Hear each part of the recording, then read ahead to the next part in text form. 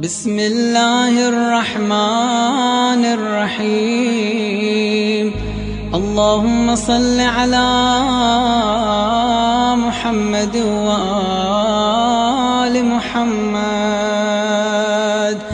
اللهم كن لوليك الحجة ابن الحسن صلواتك عليه وعلى آبائه في هذه الساعة وفي كل ساعة وليا وحافظا وقائدا وناصرا ودليلا وعينا حتى تسكنه أرضك طوعا وتمتعه فيها طويلا.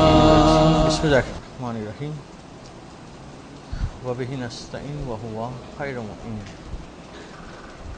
حسب و نسب کے اعتبار سے جو انسان کے اندر عجب پیدا ہوتا ہے اس کے حوالے سے گفتگو جاری تھی ہماری، اور مصنف نے اس بات کو واضح کیا تھا احادیث اور بعض اشعار بیان کر کے کہ انسان کی فضیلت اس بات میں نہیں ہے کہ وہ اپنے آپ کو منسوب کرے دوسروں سے، اپنے حسب و نسب کی بنیاد پہ فخر کرے، بلکہ انسان کی فضل، انسان کی خوبی اس بات کے اوپر ہے کہ انسان یہ دیکھے کہ وہ خود کیا ہے، بجائے کہ وہ کس باپ کا بیٹا ہے یا کس دادا کا پوتا ہے یا اس کا تعلق کس خاندان سے ہے، کس قبیلے سے ہے، وہ کون سی زبان بولتا ہے، اس کا رنگ کون سا ہے، اس کی نسل کون سی ہے. یہ چیز اہم نہیں ہے، بلکہ اہم یہ ہے کہ انسان اپنے آپ کو دیکھے کہ وہ خود کیا ہے، اس سے کہ خود ہی اپنی پہچان ہے. اسی میں دوسری چیز جو مصنف بیان کر رہے ہیں وہ یہ کہ اگر انسان یہ جاننا چاہتا ہے کہ اس کا حسب و نسب کیا ہے تو اسے یہ معلوم ہونا چاہیے کہ اس کا نسب قریب وہ نطفہ ہے کہ جس کے ذریعے سے وہ وجود میں آیا، اور اس کا نسب بعید جو ہے وہ مٹی ہے کہ جس سے اس کو خلق کیا گیا. تو اصل اس کا حسب و نسب جو ہے وہ مٹی اور پانی ہے. اسی کے اعتبار سے وہ اپنے آپ کو جانچے اور اپنے آپ کو پرکھے. اور تیسری بات جو مصنف بیان کر رہے ہیں حسب و نسب کے اعتبار سے، اگر کوئی فخر کرتا ہے، اگر کوئی غرور میں مبتلا ہوتا ہے، تو یہ کہ اگر وہ اپنے آباء اور اجداد کے اوپر فخر کر رہا ہے تو دو میں سے ایک صورتحال ہوگی کہ یا اس کے آباء و اجداد اچھے لوگ تھے، نیک تھے، پرہیزگار تھے. تو اگر وہ نیک تھے، پرہیزگار تھے تو وہ تو عجب نہیں کرتے تھے، اس لیے اگر وہ عجب کر رہے ہوتے تو نیک نہ ہوتے. تو ان کے آباء و اجداد تو عجب نہیں کر رہے تھے. یہ اس کی کیسی اولاد ہے کہ جو خود عجب کا شکار ہو رہی ہے؟ اس کے آباء و اجداد نیک و پرہیزگار تھے، وہ فخر سے دور تھے، کبر میں مبتلا نہیں تھے، غرور میں مبتلا نہیں تھے. وہ اس کا فرزند جو ہے وہ مغرور ہو گیا ہے، تو وہ اپنے باپ داداؤں کے طریقے سے برعکس طریقے پہ چل رہا ہے. اور اگر اس کے باپ دادا برے تھے تو برے باپ دادا کے اوپر فخر کرنے کا کوئی فائدہ ہی نہیں ہے، بلکہ خود جو ہے وہ اپنے آپ کو بروں سے منسوب کر رہا ہے، وہ خود اس کے لیے قابل مذمت ہے. اس بات کو مکمل کرنے کے بعد پھر مصنف اس عجب کا تذکرہ کریں گے کہ انسان کو اپنی خوبصورتی کی وجہ سے پیدا ہوتا ہے، اپنے جمال کی وجہ سے پیدا ہوتا ہے، اور اس کا حل بیان کریں گے. اور اس کے بعد وہ عجب کے جو انسان کو مال کی وجہ سے پیدا ہوتا ہے، پیسے، دولت اور آسائش کی وجہ سے پیدا ہوتا ہے. مگر پہلے اس کی عبارت کو دیکھ لیتے ہیں. صفحہ نمبر 220 کے اوپر. الثانی ان یعرف نسبہ الحقیقی، کہ انسان کو چاہیے کہ اپنے نسب حقیقی کی معرفت حاصل کر لے. اگر وہ جاننا چاہتا ہے کہ اس کا نسب حقیقی کیا ہے تو ہر انسان کا نسب حقیقی یہ والا ہے کہ فإن آباہ القریب نطفۃ قذرہ، کہ اس کا جو قریبی آبا و اجداد میں جو سب سے قریبی رشتہ جس سے ہے، جس سے وہ دنیا میں وجود میں آیا، وہ نطفہ قذرہ ہیں. وجدہ البعید، اور اس کا آبا و اجداد میں جو آخری ہے وہ کون ہے؟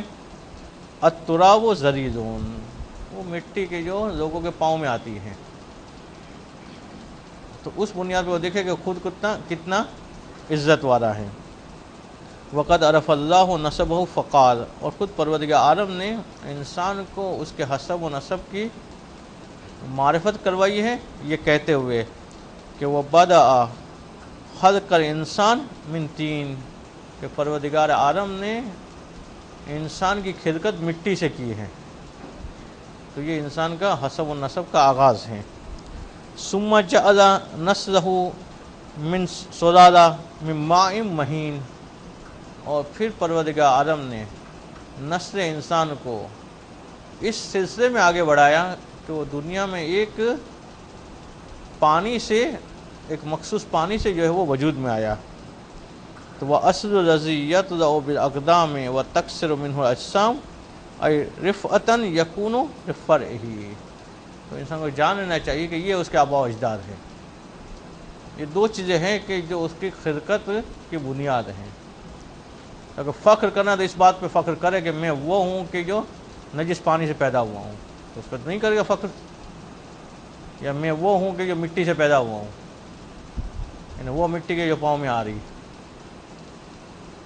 تو اگر ان چیزوں کے تو متوجہ ہو تو پھر انسان کے لیے فخر کی کوئی گنجائش نہیں رہتی ہے، عجب میں پھر وہ مبتلا نہیں ہوگا. الثالث، تیسری بات ہے کہ ان یعلم ان من یوجب بہم بالانتساب من اسلافہ، کہ وہ جان لے کہ جن آبا و اجداد کی وجہ سے وہ مغرور ہو رہا ہے، فخر کر رہا ہے کہ میرا باپ یہ ہے، اور میرا دادا یہ ہے، اور میرے پردادا یہ تھے.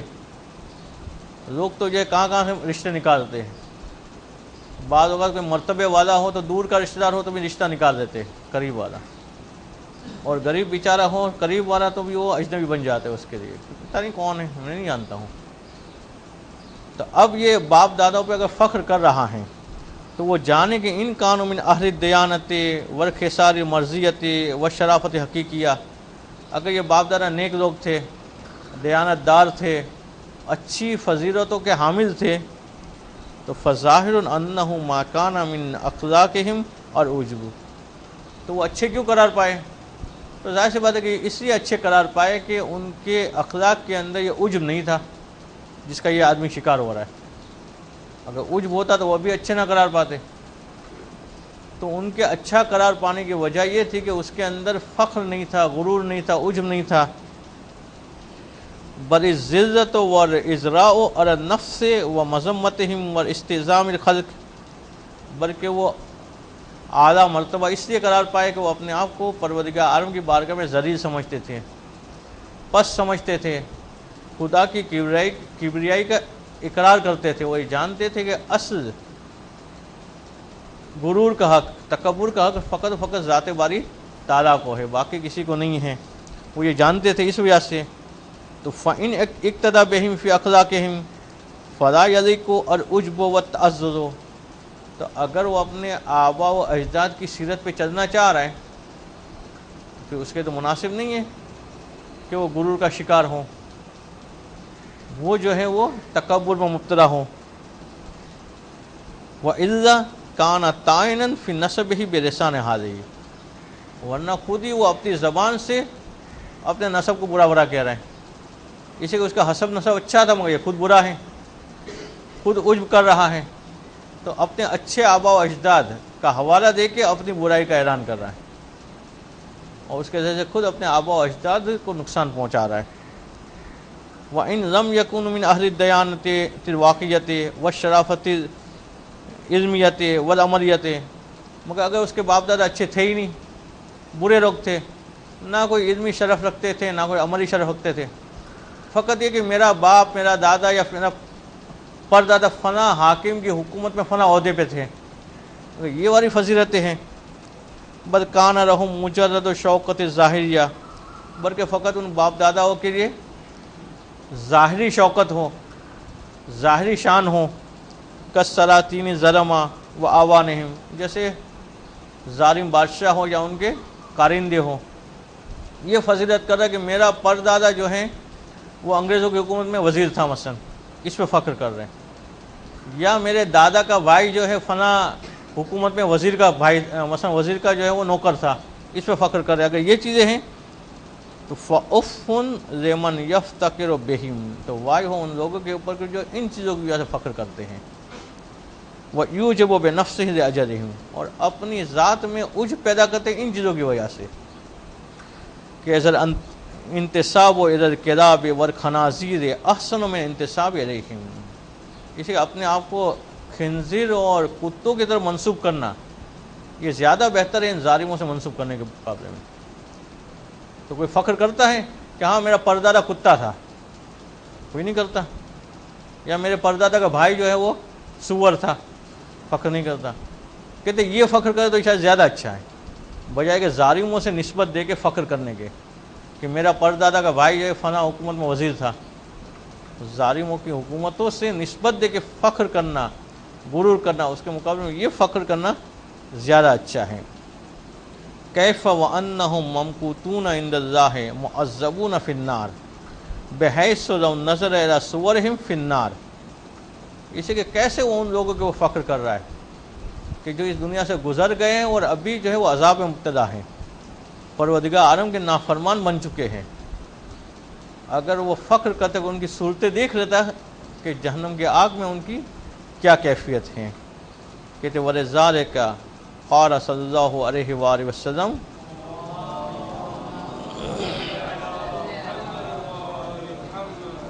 کہ اللہ کے رسول فرماتے ہیں کہ لِيَأْذَنَّ قَوْمُ الْفَخْرِ بِآبَائِهِمْ وَقَدْ صَارُوا فَحْمًا فِي جَهَنَّمَ، کہ لوگوں کو اپنے آبا و اجداد کے اوپر فخر کرنا چھوڑ دینا چاہیے جبکہ وہ جہنم کی آگ کے اندر کوئلے بن چکے ہیں. اَوْ لِيَكُونَنَّ أَهْوَنَ عَلَى اللَّهِ مِنَ الجَّعْلَانِ الَّتِي تَزُوفُ بِأَعْنَاقِهِمْ قَذِرٌ، یہ ہے کہ پروردگار عالم کی بارگاہ میں اس گندے پانی سے بھی کمتر قرار پائے ہیں کہ جو بعض اوقات بیماریوں میں پیپ کی صورت میں جاری ہوتا ہے، اس سے بھی زیادہ کمتر اور پستر خدا کی بارگاہ میں ہیں. ایسے آبا و اجداد کے اوپر فخر کر رہے ہیں کہ جو جہنم میں یا تو کوئلے بن چکے ہیں یا جو ہے انتہائی شدید عذاب کے اندر مبتلا ہیں.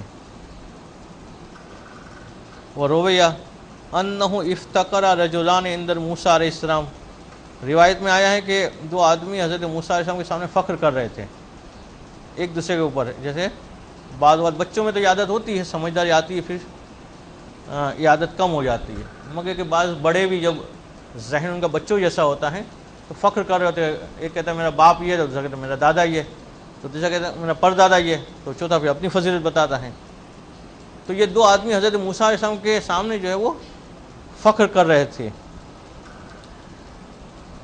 فقال احدہما، ان میں سے ایک آدمی نے کہا کہ انا فلان ابن فلان، کہ میں فلاں کا بیٹا ہوں. حتی ادّا تسعتن، یہاں تک کہ اس نے 900 سے گن لیے کہ میرا باپ یہ اور میرا دادا یہ اور میرا پردادا یہ، اور 9 تک سلسلہ پہنچا دیا. تو فأوحى اللہ تعالی الی موسیٰ، تو اللہ تعالیٰ نے موسیٰ علیہ السلام کی طرف وحی نازل فرمائی. قل للذی افتقر، کہ حضرت موسیٰ علیہ السلام سے پروردگار نے فرمایا کہ یہ جو فخر کر رہا ہے نا، اس سے تم کہہ دو کہ بل تسعۃ من اہل النار وانت عاشرھم، کہ وہ 9 جس کے وہ فخر کرے وہ تو جہنم میں ہیں، اور 10ویں تم ہوں گے جو ان کے ساتھ جا کے مضیق ہو جاؤ گے. تو وہ اپنے آبا و اجداد کے جو ظالمین میں سے تھے یا ظالموں کے ساتھی تھے یا گناہگار تھے، اس کے وہ فخر کرنے کی کوئی وجہ نہیں ہے، اور نہ انسان اس وجہ سے عجب کا شکار ہو سکتا ہے. تو اگر انسان پروردگار عالم کی حمد کر کے خوش ہونا چاہے تو اپنی ذات کی فضیلت کے اوپر خوش ہو، وہ فضیلت کے جس نے بغیر باپ دادا کے سہارے کے خود سے حاصل کی ہو، اور وہ حقیقی فضیلت کو حاصل کر لے گا اور اس کا ادراک کرے گا تو پھر وہ اس کی وجہ سے بھی عجب کا شکار نہیں ہوگا، اور سمجھ لے گا کہ وہ جو کچھ بھی کر رہا ہے، چاہے نیک علم کا حاصل ہو یا نیک عمل کا کرنا ہو، وہ سب پروردگار عالم کی توفیق کی وجہ سے ہیں۔ اس کے بعد اگر کسی کو جمال کی وجہ سے عجب پیدا ہو، خوبصورتی کی وجہ سے، کہ انسان کو یہ ہو کہ میرا چہرہ کتنا خوبصورت ہے، یا میری آواز کتنی خوبصورت ہے، یا میرا لہجہ کتنا خوبصورت ہے، یا میرا چلنے کا انداز کتنا خوبصورت ہے، مختلف خوبصورتی کے زاویے ہیں۔ جب ہم لفظ خوبصورت استعمال کرتے ہیں تو فقط ہمارے ذہن میں ابھر کے چہرہ ہی آتا ہے، مگر خوبصورتی کے زاویے جو ہے وہ الگ الگ ہیں۔ بعض لوگ جو ہے وہ صورت سے بالکل بدصورت ہوتے ہیں مگر آواز بڑی خوبصورت ہوتی ہے۔ تو کسی بھی خوبصورتی کی وجہ سے اگر عجب پیدا ہو تو اس کا علاج مصنف بتا رہے ہیں کہ عقلمند آدمی ہمیشہ اس صفت کے اوپر خوش ہوتا ہے کہ جس صفت میں زوال نہ ہو۔ کبھی بھی عقلمند آدمی اس صفت پہ خوش نہیں ہوتا کہ جو زوال پذیر ہو۔ تو اب انسان کی کون سی خوبصورتی ایسی ہے کہ جو ظاہر ہونے والی نہیں ہے؟ تو دیکھے گا کہ جو بھی خوبصورتی ہو ایک نہ ایک دن ختم ہو جائے گی۔ تو ختم ہو جانے والی چیز کے اوپر خوش ہونا یہ تو بیوقوفی ہے۔ انسان خوش ہو تو اس صفت کے اوپر خوش ہو کے جو کبھی ختم ہونے والی نہیں ہے، کہ وہ امر عجب بالجمال فعلاجہ ان یعلم انہ فی معرض الزوار بالعذر والآلام والامراض والاسقام۔ تو اس کا علاج یہ ہے کہ انسان یہ جان لے کہ اس کی یہ صفت معرض زوال میں ہے، کہ کبھی کوئی وجہ، کوئی بیماری، کوئی سبب، کوئی بھی ایسی چیز پیدا ہوگی کہ جس کی وجہ سے یہ صفت اس کی چلی جائے گی۔ وَأَيُّ عَاقِلٍ يُوجِبُ بِشَيْءٍ تَزِيدُهُ ہما یومن او قرہا او جدرا۔ اور کون آدمی، عقل مند آدمی ایسا ہوگا کہ جو اپنی اس صفت کے اوپر خوش ہو کے جو کبھی ظاہر ہونے والی ہے، اور چھوٹی سی عزت آگے اس کو ظاہر کر دے گی۔ تو معمولی عزت جس کی خوبصورتی کو ظاہر کر سکتی ہے، اس خوبصورتی کے اوپر عقل مند آدمی جو ہے وہ خوش نہیں ہو سکتا، عقل مند آدمی اس کے اوپر غرور میں مبتلا نہیں ہو سکتا۔ اسے انسان جو ہے اس صفت کے اوپر تو خوش ہو سکتا ہے کہ جو دائمی رہنے والی ہو، اس صفت کے اوپر خوش نہیں ہو سکتا کہ جو زوال پذیر ہو۔ اس کے بعد ایک شعر بھی فارسی کا پیش کر رہے مصنف کہ جس کا خلاصہ بھی یہی ہے کہ عقل مند آدمی کی نگاہ ہمیشہ اس صفت کے اوپر ہوتی ہے کہ جس کو زوال نہیں ہے۔ البتہ چھوٹے ذہن کے لوگ، ان کی نگاہ محدود ہوتی ہے، اور چونکہ نگاہ محدود ہوتی ہے تو فقط ان ظاہری چیزوں کو دیکھتے ہیں کہ جو آج ہے بتائے کہ کل نہیں ہوگی، مگر آج ہے اس کے اوپر وہ خوش ہو رہے ہوتے ہیں۔ وَلَوْ لَمْ يَلْتَفِ بِهَا فَهَلْ يَشُكُّ عَاقِلٌ بِالزَّوَارِ بِالذَّهَابِ الشَّبَابِ۔ اچھا کوئی سمجھتا کہ نہیں فوراً تو نہیں جائے گی، ابھی تو رہے گی کچھ عرصہ، تو کیا جوانی جو ہے وہ ہمیشہ رہنے والی ہے؟ پتہ ہے کہ جوانی تو نہیں رہنے والی ہے، تو جو بڑھاپا آئے گا تو یہ صفت خود بخود ہی چلی جائے گی۔ جو بھی خوبصورت آدمی تھا ایک وقت ایسا آیا کہ بڑھاپا آیا تو وہ چہرہ نہیں رہا، وہ چلو بہت خوبصورتی تھی وہ بڑھاپے میں رہ گئی، تو قبر میں جا کے پھر تو باقی رہنے والی نہیں ہے۔ جب وہ جسم ذرات میں منتقل ہو جائے گا تب تو فنا ہو جانے والی ہے۔ تو فہر یشک کو عاقل بے زوال ہی، تو آیا کسی عاقل کو شک ہو سکتا ہے کہ یہ زائل ہوگی یا نہیں ہوگی؟ اس میں کوئی شک کر سکتا ہے کہ بے ذہاب شباب، کہ جوانی چلی جائے گی، وہ مجید شیب، بڑھاپا آ جائے گا۔ بڑھاپے میں جوانی بہت یاد آتی ہے، بڑھاپے میں یاد کر رہا ہوتا ہے کہ کاش یہ کر دیتا، کاش وہ کر دیتا، کاش وہ کر دیتا، مگر جوانی میں یہ بات نہیں یاد آتی۔ جوانی میں نیند بہت آتی ہے، اور اسی لیے جو مدرسے کی چھٹیاں بھی ہو رہی ہوتی یا لیٹ آنا ہو رہا ہوتا ہے، خاص طور پر جن کو عادت پڑ جاتی نماز فجر کے بعد سونے کی۔ حالانکہ کہتے ہیں انسان کی ناکامی کے لیے سب سے زیادہ جو چیز سبب بنتی ہے اس میں ایک تو بد نظمی کو کہا جاتا ہے، اور اہل علم جو ہے اس کو بھی پیش کرتے ہیں کہ اگر کسی میں یہ عادت پڑ گئی ہے کہ نماز فجر کے بعد وہ سو جاتا ہے تو اس کی 100% ناکامی نہیں تو 50% ناکامی تو لکھ دی جائے گی، یہ ناکام ہوگا، اتنا امکان تو ہے۔ خاص طور پہ طلباء کے لیے بعض اہل علم کہتے ہیں کہ اگر یہ عادت پڑ گئی ان کے اندر تو یہ کبھی ترین عادت ہے کہ نماز فجر کے بعد سونا. اور یہ مشاہدہ بھی آپ کرنا چاہیں تو کر سکتے ہیں کہ جب بھی کوئی طالب علم لیٹ ہوتا ہے یا چھٹی ہوتی ہے تو اس کی وجہ بنیادی وجہ یہی ہوتی ہے کہ نماز فجر کے بعد یہ تو سوچ ہی نہیں سکتے کہ نماز فجر کے اٹھا نہ ہو. اسی لیے طالب علم تو نماز شب پڑھتا ہے پھر نماز فجر پڑھتا ہے.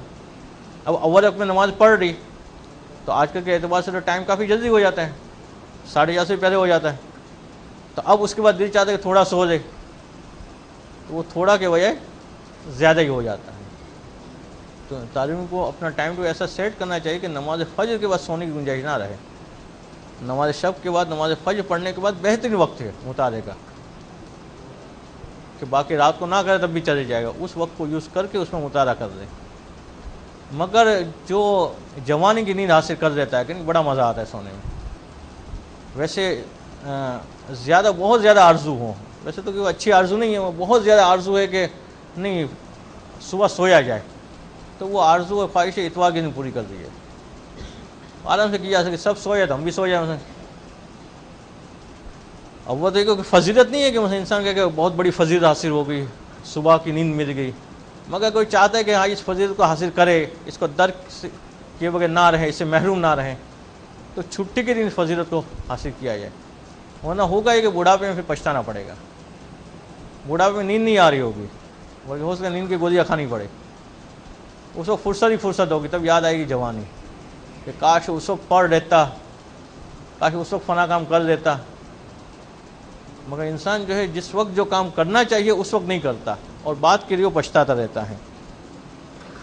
تو اتنا تو یقین کہ جوانی چلی جائے گی, بوڑھاپا آ جائے گا. اور اگر کوئی کہتا ہے کہ بوڑھاپے میں بھی مثلا یہ خوبصورتی مل نہیں جائے گی, تو کہتے وہ ابھی موت رسی لابد, تو موت تو آئے گی کہ جو تو لازمی ہے, وہ تو آنا ہی ہے. اس کے بعد تو کہتے ان تذوقہ کل نفس, کہ وہ موت کے جس کا ذائقہ تو ہر نفس کو چکھنا ہے, کیا اس سے وہ انکار کرے گا؟ کہ فانظر الی الوجوہ الجمیلۃ والابدان الناعمہ, کہ دیکھیں ان خوبصورت چہروں کو کہ جو بہت خوبصورت تھے اپنے زمانے میں. 50 سال کے بعد ان کی قبر کھود کے دیکھیں کہ کیا حال ہوا ان خوبصورت چہروں کا, کہ کہاں گئی وہ خوبصورتیاں. وہ ابدان الناعمہ, اور وہ نرم اور ملائم بدن. کیف تمزقت فی التراب وانتنت فی القبور, کہ کس طرح سے وہ مٹی کے اندر بکھر گئے ہیں اور اس جسم سے کیسی جو ہے وہ خطرناک بو آ رہی ہیں. کہ بحیث و استقطبا, کہ اتنی خطرناک بو ہے کہ طبیعت اس کو سونگھنے کے لیے آمادہ نہیں ہوتی ہے. تو یہی ہے خوبصورت چہرے والے اور خوبصورت بدن والے فنا ہو گئے. کہ الا انہ لو نظر العقلاء فی باطنہ عند اتصاف بغایت جمالہ. یہ پیراگراف تھوڑا لمبا ہے, تو اس کو جو ہے انشاءاللہ اگلے درس کے ساتھ متصل کریں گے. ابھی بیار آپ لوگ درس تو ختم ہو گیا, مگر بیٹھیے گا, کچھ اعلانات ہیں جو تعویذ صاحب ادھر آ کے کریں گے. صلوات پڑھیں. بسم اللہ الرحمن الرحیم وبہ نستعین وہو خیر معین. عجب کے حوالے سے گفتگو جاری تھی ہماری, اور کل جس عجب کے بارے میں بیان کیا گیا وہ خوبصورتی, حسن اور جمال کے حوالے سے انسان کے اندر پیدا ہونے والا عجب. تقریباً گفتگو اس کی کل ختم ہو گئی تھی, اور اس کے بعد اب آج جس عجب کے حوالے سے بات کا آغاز کیا جا رہا ہے وہ عجب ہیں مال کے حوالے سے عجب. کہ مال کے حوالے سے عجب اس انداز سے انسان کے قلب میں پیدا ہوتا ہے کہ جب وہ دیکھتا ہے کہ اس کے پاس دوسروں سے زیادہ مال ہیں, یا اس کے پاس دوسروں سے زیادہ آسائش ہیں, یا اس کے پاس دوسروں سے زیادہ سہولت ہیں, تو اپنے قلب میں ایک کیفیت کو وہ پیدا کرتا ہے کہ جس کی وجہ سے وہ دوسروں کو اپنے سے حقیر سمجھنے لگتا ہے. اور جب اپنے پاس مال کو پاتا ہے تو اس کو اپنی صلاحیتوں پہ ناز ہونے لگتا ہے. وہ سمجھتا ہے میری فلاں صلاحیت نہ ہوتی تو اتنا مال نہ ہوتا مجھ میں. تو اس بات کے تو متوجہ نہیں ہوتا کہ وہ صلاحیت دی بھی تو پروردگار عالم نے ہے. اگر خدا وہ صلاحیت اسے نہ دیتا تو وہ اس مال کو حاصل نہ کر سکتا۔ تو ذات پروردگار عالم کی طرف متوجہ ہوئے بغیر خود ہی اپنی کسی صلاحیت کے اوپر ناز کرتے ہوئے مال کے اوپر غرور پیدا کرے، فخر کرے، اس عجب کو بھی، اس خود پسندی کو بھی جو ہے بدبخت ترین صفتوں میں سے قرار دیا گیا ہے۔ اور اگر یہ والا عجب کسی کے اندر پیدا ہو جائے اور مال کی وجہ سے وہ اپنے آپ کو بڑا اور دوسروں کو چھوٹا سمجھنے لگے، تو اسے اس کے علاج کی طرف متوجہ ہونا ضروری ہے۔ اور اس کے علاج کی طرف متوجہ وہ اسی وقت ہو سکتا ہے کہ جب وہ یہ سمجھ لے کہ مال کی حقیقت کیا ہے۔ تو مال اپنے آپ میں کوئی حیثیت اور کوئی حقیقت نہیں رکھتا ہے، بلکہ وہ آدمی زیادہ محفوظ ہے کہ جس کے پاس مال نہیں ہے، اس آدمی کے مقابلے میں کہ جس کے پاس مال ہے۔ اس لیے کہ جب انسان کے پاس کوئی مال آتا ہے تو جیسے ہی مال آیا ساتھ میں ذمہ داری کو لے کر آیا۔ اگر جیب خالی تھی کوئی مسئلہ نہیں تھا، جیسے 100 روپے آ گئے جیب کے اندر، اب یہ 100 روپے نہیں آئے، ساتھ میں اپنی ذمہ داری لے کے آئے۔ وہ ذمہ داری کیا لے کر آئے کہ اب اس کو حلال میں خرچ کرنا ہے۔ اب اگر حلال میں خرچ کر دیا تب بھی جان نہیں چھوٹے گی، حساب دینا ہے۔ حلال میں خرچ کرنے کے باوجود اس کا حساب دینا ہے پروردگار عالم کی بارگاہ میں۔ اور اگر اس کو حرام میں خرچ کیا تو پھر اس کی سزا بھی بھگتنی ہے۔ مگر اگر یہ مال نہ ہوتا تو نہ حساب دینے کا مسئلہ تھا، نہ ہی سزا بھگتنے کا مسئلہ تھا۔ تو انسان کے پاس جیسے جیسے مال بڑھتا جاتا ہے اس کی پریشانیاں بڑھتی جاتی ہیں، اور جیسے جیسے مال کم ہوتا جاتا ہے اس کی پریشانیاں کم ہوتی جاتی ہیں۔ اسی لیے اگر مالدار سارا مال حلال میں خرچ کرتا ہے تبھی اسے حساب تو دینا پڑے گا، اس سے بغیر تو وہ چھوٹ نہیں پائے گا۔ اور اگر اس نے حرام سے خرچ کر دیا پھر تو وہ مال جو ہے اس کے لیے مصیبت بن گئی کہ مال کی وجہ سے جی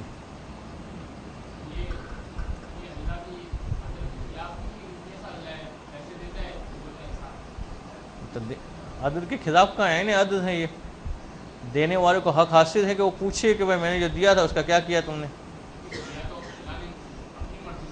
جی اگر اپنی مرضی سے دیا تو پھر روز دعا کیوں کرتے کہ پروردگار رزق میں وسعت عطا فرما، مال عطا فرما۔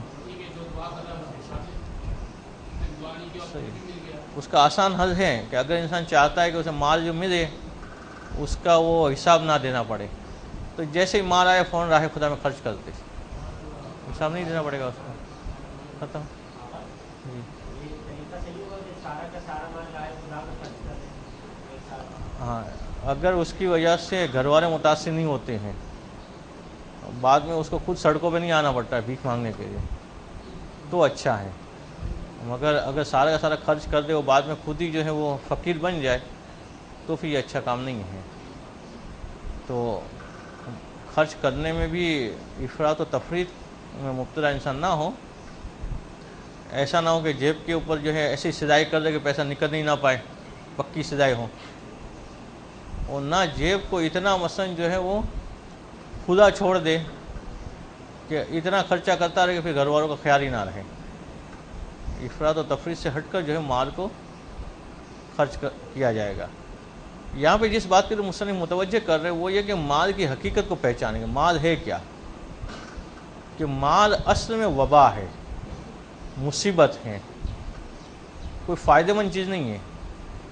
تو عقل مند آدمی اگر ایک سانپ سامنے سے آ رہا ہو تو کیا کرتا ہے؟ اسے بھاگتا ہے۔ کیوں؟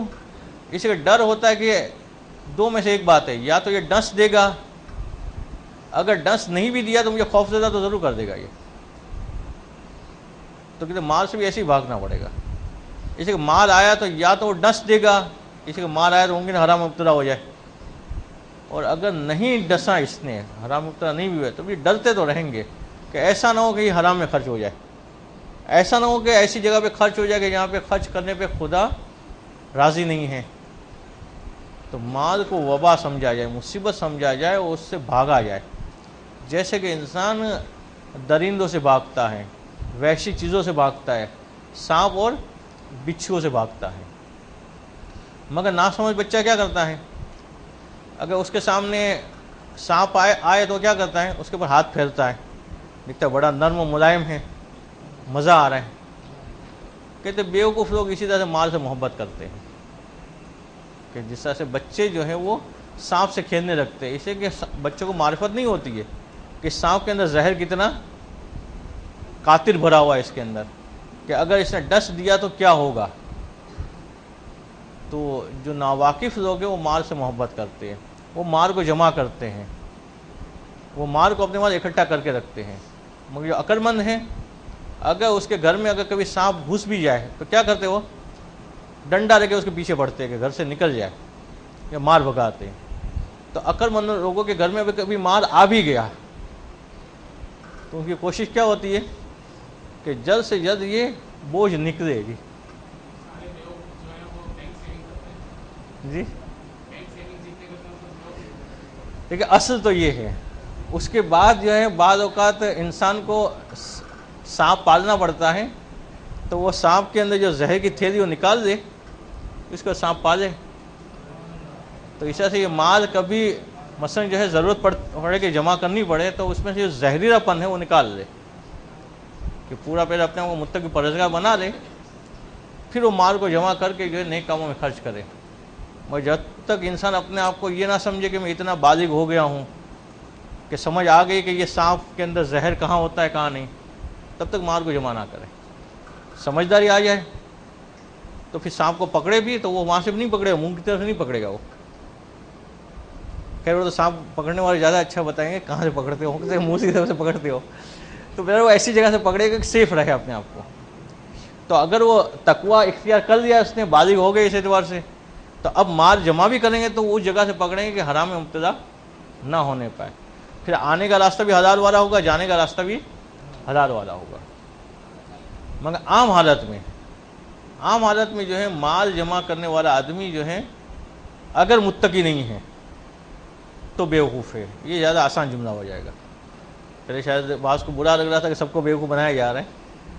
تو اگر تقویٰ نہیں ہے اور پھر کوئی مال کو جمع کر رہا ہے تو وہ بیوقوف ہے۔ جی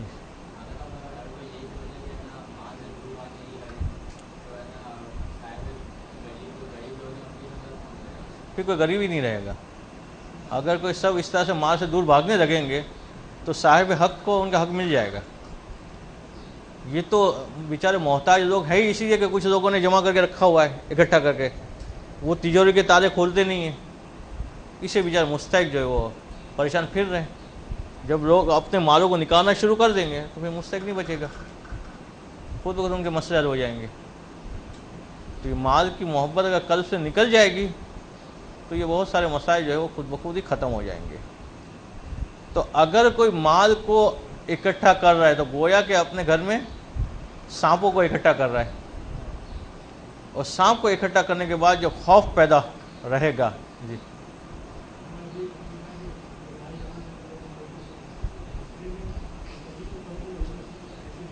کیا چیز؟ کیا متقی؟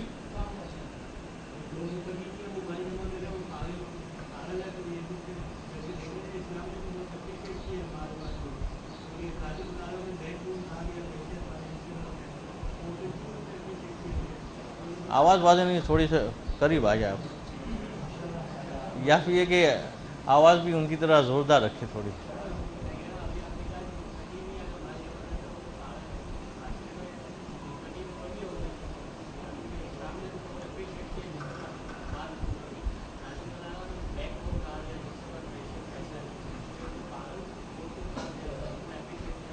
جی اس سے حقیقت کے اعتبار سے پاگل ہی ہو، حقیقت کے اعتبار سے جاہل ہے، چاہے لوگ اس کو بڑا عقل مندی کہیں، مگر جو حرام سے مال جمع کر رہا ہے، غلط طریقے سے جمع کر رہا ہے، تقویٰ نہیں ہے اس کے وہاں، تو حقیقت میں وہ جاہل ہی ہے۔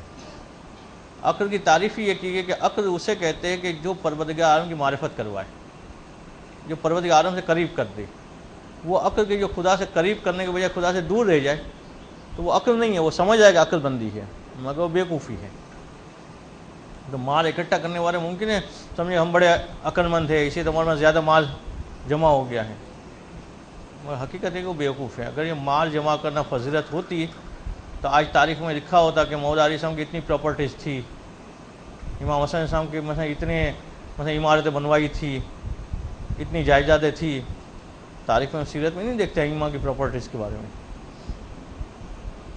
تو مال جمع کرنا یہ فضیلت نہیں ہے، مگر یہ کہ انسان جو ہے اس مقام پہ پہنچے کہ جہاں پہ کسی خاص ہدف کے لیے اسے جمع کرنا پڑے، اس کو بھی اتنا اچھا نہیں سمجھا گیا ہے۔ پروردگار عالم نے اپنی قدرت دکھانے کے لیے حضرت سلیمان علیہ السلام کو حکومت عطا کی، اور کیسی حکومت حضرت سلیمان علیہ السلام کو؟ قرآن نے خود کہا کہ نہ اس سے پہلے کسی کو ملی، نہ ہی اس کے بعد کسی کو ملے گی، مگر کہا جاتا ہے کہ انبیاء میں جو سب سے آخر میں جنت میں جائیں گے وہ کون ہوں گے؟ حضرت سلیمان علیہ السلام۔ تو دنیا کی یہ حکومت اگر پسندیدہ ہوتے تو سب سے پہلے جنت میں ان کو جانا چاہیے تھا، حضرت سلیمان کو جانا چاہیے تھا کہ اتنی بڑی حکومت ملی، مگر وہ حکومت کی اہمیت اتنی پست ہے کہ وہی چیز سبب بن رہی ہے کہ گویا انبیاء میں جو ہے وہ جنت میں آخر میں جانے والے ہیں۔ ٹھیک ہے، ہم لوگوں سے تو بہت پہلے جائیں گے انشاءاللہ، مگر یہ کہ انبیاء کے اندر بہت بڑے نبی حضرت سلیمان علیہ السلام، حضرت داؤد علیہ السلام کے فرزند ہیں، مگر یہ حکومت فضیلت نہیں ہے، مال دولت کا ہونا ہے۔ جی کن کے پاس؟ جی مگر انہوں نے کیا کیا اس مال کو؟ کہ راہ خدا میں خرچ کیا۔ وفات کے بعد کوئی جائیداد وغیرہ چھوڑ کے نہیں گئے وہ، تو وہ مال تو اچھا ہے کہ جو راہ خدا میں خرچ ہو جائے آنے کے بعد، مگر اکٹھا کر کے رکھنا یہ کوئی ایسا ہے جیسے سانپ بچھو کو انسان اپنے وہاں جمع کر کے رکھے۔ تو سانپ و بچھو کبھی بھی انسان کو ڈس سکتے ہیں، یہ مال کبھی بھی ڈسے گا۔ جس کی جیب میں پیسے ہوتے ہیں اس کے ذہن میں خیال آتا ہے کہ فلاں چیز لے کے آ جاؤ، حرام والی چیز بھی ذہن میں آتی ہے، خالی جیب والوں کے ذہن میں نہیں آتا ہے۔ پیسے ہوتے ہیں تو کبھی وہ حرام کی طرف راغب ہو کے حرام چیز لے کے آئے گا، مگر ہوں گے ہی نہیں تو یہ والا مسئلہ نہیں ہوگا۔ اس لیے مال کا ہونا یہ فضیلت نہیں ہے۔ تو مصنف پہلے تو یہ بتا رہے کہ پہلے مال کی حقیقت کو جانا جائے کہ مال ہے کیا۔ تو مال اصل میں وبا ہے۔ جی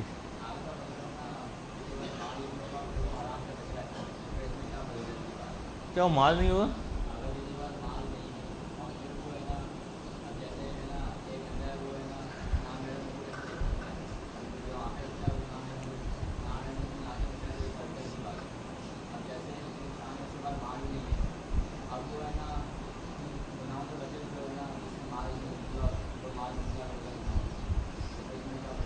ہاں اس میں یہ ہو سکتا ہے، جیسے نابینا یہ نیت تو کر سکتا ہے نا کہ اگر پروردگار نے مجھے آنکھیں دی ہوتی تب بھی میں نامحرم کو نہ دیکھتا، تو نیت سے اس کو ثواب ملے گا نا۔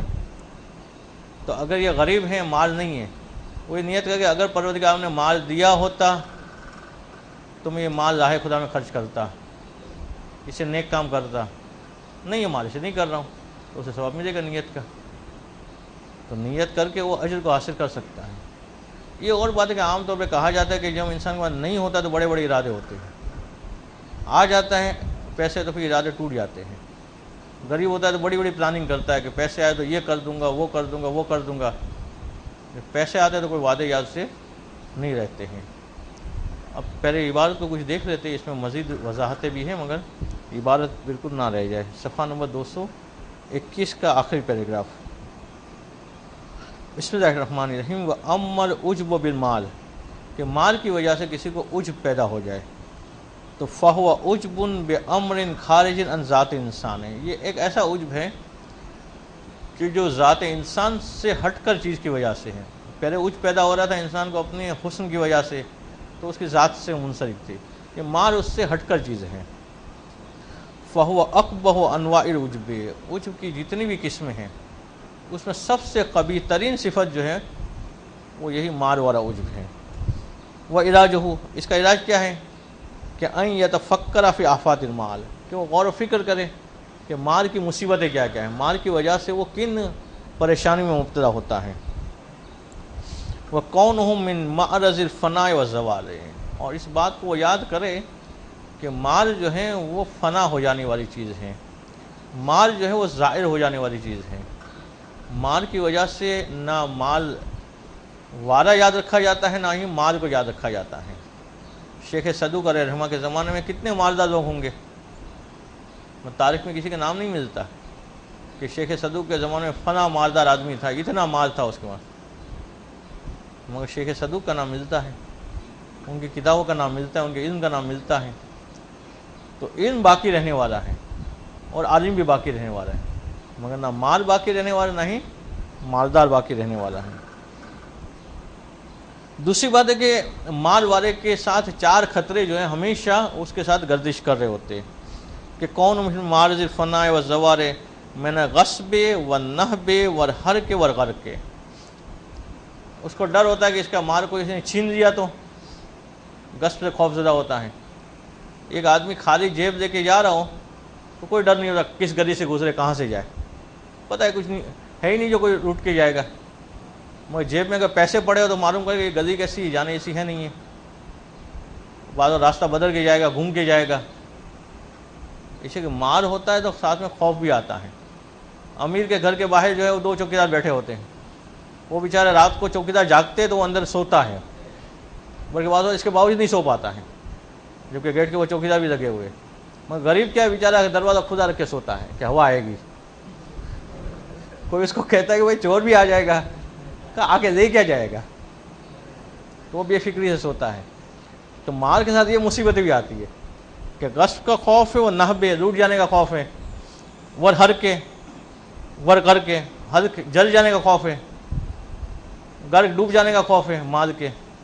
عالم کو کوئی خوف نہیں ہوتا کہ مثلا علم کوئی چوری کر جائے گا تو، یا علم کوئی لوٹ لے گا تو، یا علم جل جائے گا تو، یا علم جو ہے وہ غرق ہو جائے گا تو. ایسا کوئی خوف عالم کو جو ہے وہ نہیں ہوتا ہے. وہ غیر ذالک من آفات السماویت و ارضیت، یا دوسرے آفات سماوی ارضیہ. زلزلہ آئے تو مالدار کا مکان تو ٹوٹ جاتا ہے مگر عالم کا علم نہیں ٹوٹتا ہے. ایسا نہیں کہ زلزلے کی وجہ سے علم بھی ٹوٹ جائے کہ جو گردان پکی یاد کی تھی بھول گئے کہ پتہ یا ضربہ سے شروع کرنے کے بعد نظر سے شروع کر رہے. الٹی گردان یاد کی ہو تو پھر زیادہ آسانی رہتی ہے کہ زلزلے میں مسئلہ نہیں ہوتا. مگر عالم کے علم میں زلزلہ نہیں آتا. کبھی جو ہے وہ آندھی آئے، طوفان آئے تو مالدار کے مال کو نقصان ہوتا ہے مگر عالم کے علم کا نقصان نہیں ہوتا ہے. تو آفات سماوی و ارضیہ کا رخ جو ہے وہ مال کی طرف ہوتا ہے. کہتے وہ یتذکر ان فی الیہود والہندو سے من یزید علیہ فی المال. اور پھر 2 قوم کہ جو ہر زمانے میں الگ الگ قومیں اپنے مال کی وجہ سے بدبخت قرار پاتی ہیں. کہتے ان قوموں کو یاد رکھے کہ جو مال کی وجہ سے بدبخت قرار پائی.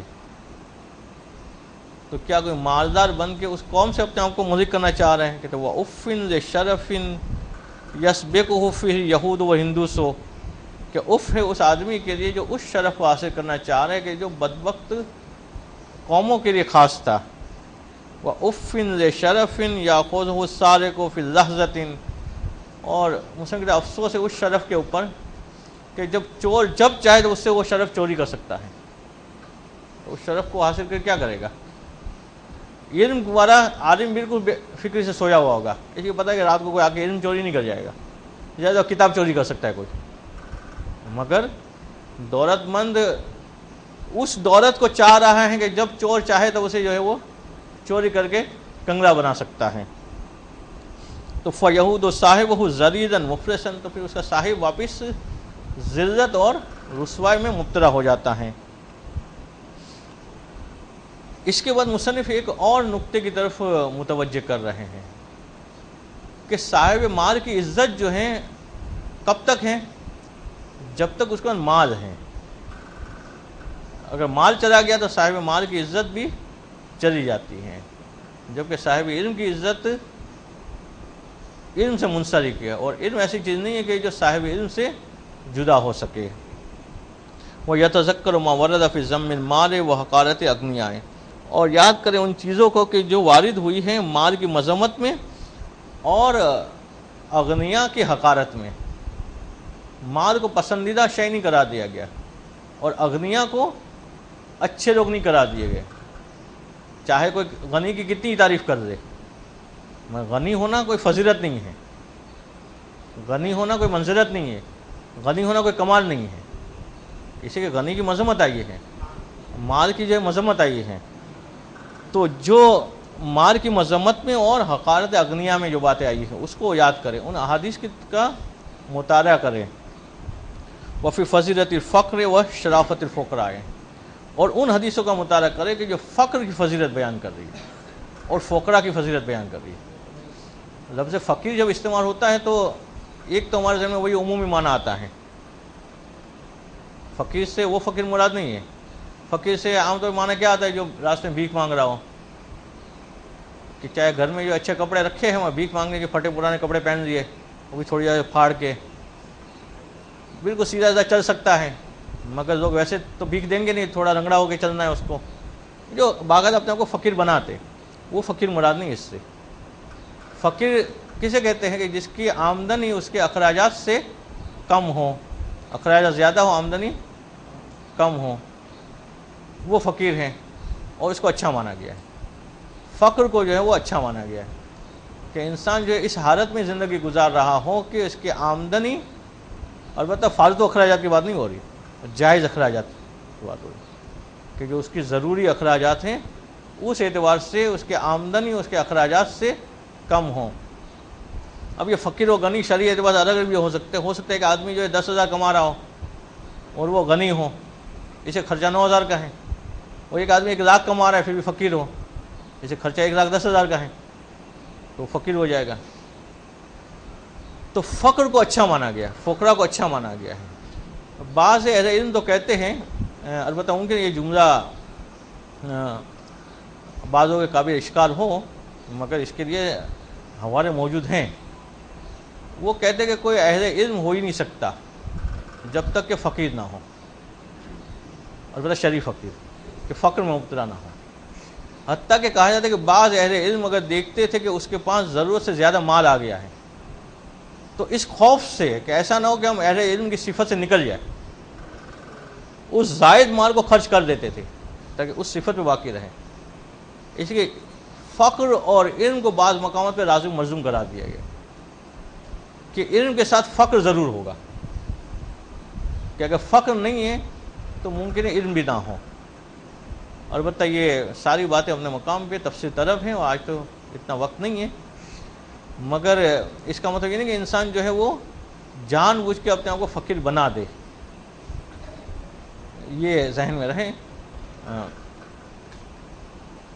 شروع کے زمانے میں بعض باتیں طالب علموں کے سمجھنا مشکل ہوتی ہیں اور عجیب بھی لگتی ہیں، اور بعض بات یہ بھی محسوس ہوتا ہے کہ ایسا نہیں کہ یہ تو الٹا ہو جائے، کہ ہم تو یہ سوچ کے آئے تھے کہ عالم بنیں گے تو مالدار ہو جائیں گے. جیسے کہ وہ دیکھتے ہیں بعض ان علماء کو کہ جو ان کی نگاہ میں مالدار ہیں تو کہ ہم تو اس چکر میں آئے تھے، وہ تو الٹا ہو رہا ہے کہ عالم بننے کے بعد فقیر بننا پڑے گا. تو بہر فقر سے مراد جو ہے وہ کیا ہے اس کو مکمل طور پر سمجھنا ضروری ہے. اگر اگلے درس میں وقت ہوا تو اس کی مزید وضاحت کریں گے. اور فقر اور شرافت فقراء دونوں کی فضیلتیں آئی ہیں. کوئی بھی حدیث نہیں ملے گی جس میں مالدار کی فضیلت ہو، مگر فقراء کی فضیلت ہے. مالداروں کی فضیلتوں کے لیے حدیث نہیں ہے، فقر کی فضیلت کے لیے حدیث ہیں. البتہ یہ کہ انسان اپنے آپ کو خود فقیر نہ بنائے اپنی کاہلی کی وجہ سے، اپنی بیوقوفی کی وجہ سے، کہ کچھ کام دھندہ کرنا نہیں ہے کہ فقیر رہنا اچھا ہے، فقیر رہے، یہ نہیں.